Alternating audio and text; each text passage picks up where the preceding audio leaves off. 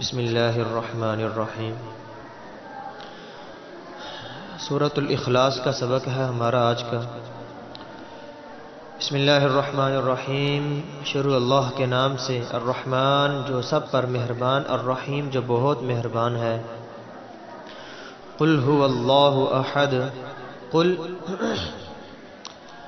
کہہ دو، هو اللہ احد، ہوا کا لفظی معنی وہ یا یہ، اللہ لفظ اللہ، احد ایک ہے۔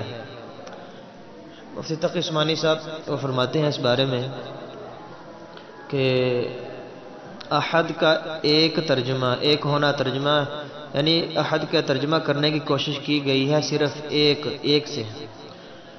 ایک کا لفظ اس کے پورے معنی کو ظاہر نہیں کرتا، اس لیے اس کا ترجمہ کریں گے کہ احد ہر لحاظ سے ایک۔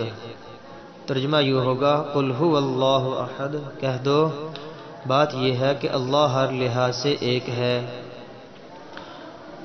کہہ دو بات یہ ہے کہ اللہ ہر لحاظ سے ایک ہے۔ اللہ الصمد، کہ اللہ، دوسری تراجم ہے بہت سارے، ان کے اندر یہ ترجمہ لکھا ہے کہ اللہ بے نیاز ہے۔ وہ فرماتے ہیں کہ لفظ صمد کا ترجمہ جو بے نیاز کیا گیا ہے، اس سے اس کے صرف ایک پہلو ہی ظاہر ہوتا ہے اللہ رب العزت کا۔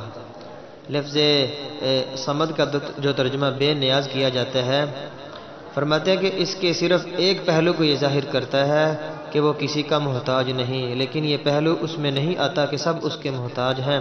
اس لیے انہوں نے ترجمہ ہی واضح طور پر کیا ہے کہ اللہ یہ موصوف ہے، صمد یہ اللہ رب العزت کی صفت ہے کہ اللہ یہ ایسا ہے کہ سب اس کے محتاج ہیں، وہ کسی کا محتاج نہیں۔ لم یلد، نہ اس کی کوئی اولاد ہے، ولم یولد، واو اور لم یولد، اور نہ وہ کسی کی اولاد ہے۔ لم یلد، نہ اس کی کوئی اولاد ہے، ولم یولد، اور نہ وہ کسی کی اولاد ہے۔